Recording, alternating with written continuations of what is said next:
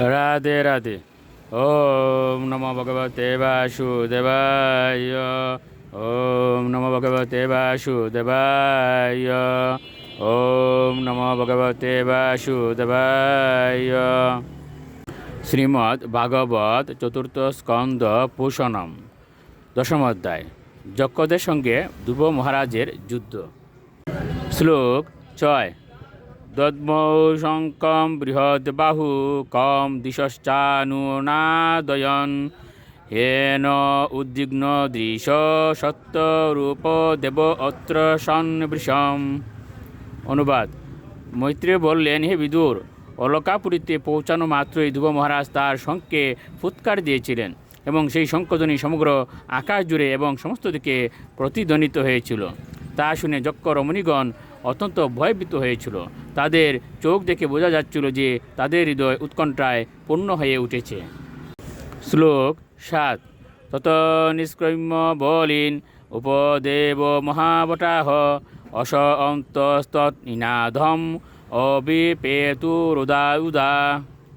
অনুবাদ: এ মহাবীর বিদুর, ধ্রুব মহারাজের শঙ্খধ্বনি সহ্য করতে না পেরে মহাবলী যক্ষ বীরেরা অস্ত্রশস্ত্রে সজ্জিত হয়ে ধ্রুব মহারাজকে আক্রমণ করার জন্য নগরী থেকে বেরিয়ে এলো। শ্লোক 8। শতানা পতত বীর উগ্রদনা মহারত একৈকম ইউগপদ সর্বানহন বানৈস্ত্রীবিস্ত্রীয়। অনুবাদ: মহাধনুর্ধারী ও মহারথী ধ্রুব মহারাজ সেই যক্ষ সৈন্যদের অগ্রসর হতে দেখে একসঙ্গে তিনটি করে বাণ নিক্ষেপ করে তাদের হত্যা করতে লাগলেন। শ্লোক 9।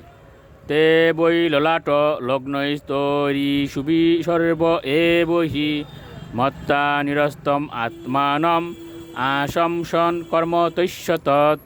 অনুবাদ: যক্ষ বীরেরা যখন দেখল যে ধ্রুব মহারাজের দ্বারা তাদের মস্তক ছিন্ন হতে চলেছে, তখন তারা সহজেই তাদের সংকটজনক পরিস্থিতি উপলব্ধি করতে পেরেছিল এবং তারা বুঝতে পেরেছিল যে তাদের পরাজয় অবিসম্ভাবী। কিন্তু বীর হিসেবে তারা ধ্রুব মহারাজের কার্যের প্রশংসা করেছিল। শ্লোক 10।